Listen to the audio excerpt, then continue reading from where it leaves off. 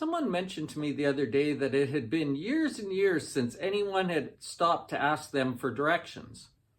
No one stops and asks anyone for directions anymore because, for the most part, if you've got a newer car, you've got a GPS system right in front of you, or you've got a phone where you can go to Google Maps and get a turn-by-turn map of how to get to where you're going.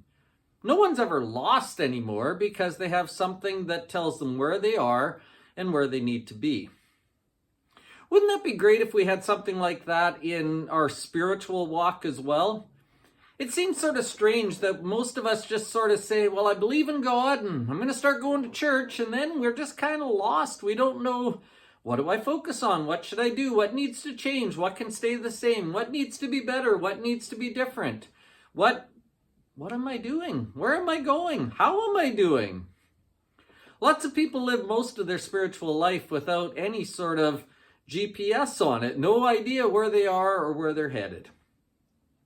Fortunately, in Colossians chapter 1, the Apostle Paul, writing to this little church in the town of Colossae, gives them 3 ways to measure their progress. 3 ways to measure their maturity. 3 ways to measure how they're doing. And so this week I'm going to present those 3 things to you, and they'll be really good. They'll be really helpful. There'll be some footholds to help you get a grip on where things are at in your life.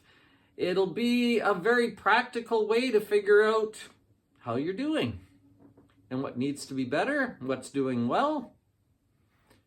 If we don't know where to look, if we don't know the waypoints along the way, then we have no idea how we're doing. So we're going to change that this week.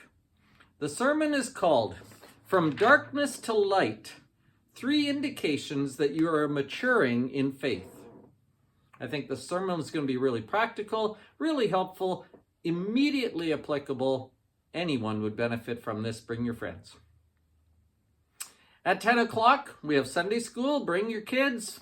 Teachers are doing great. Thank you to our Sunday school teachers. You are a real blessing to those kids. In Adult Bible Study, we are finishing off the end of Acts chapter 20, and we're starting Acts chapter 21.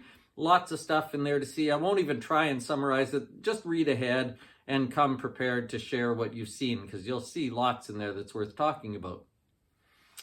Also, with fall coming to the end, Kelvin and Mary are interested in having one final wiener roast for the year. And so they're inviting anyone who wants to come to show up at their place at 4:30.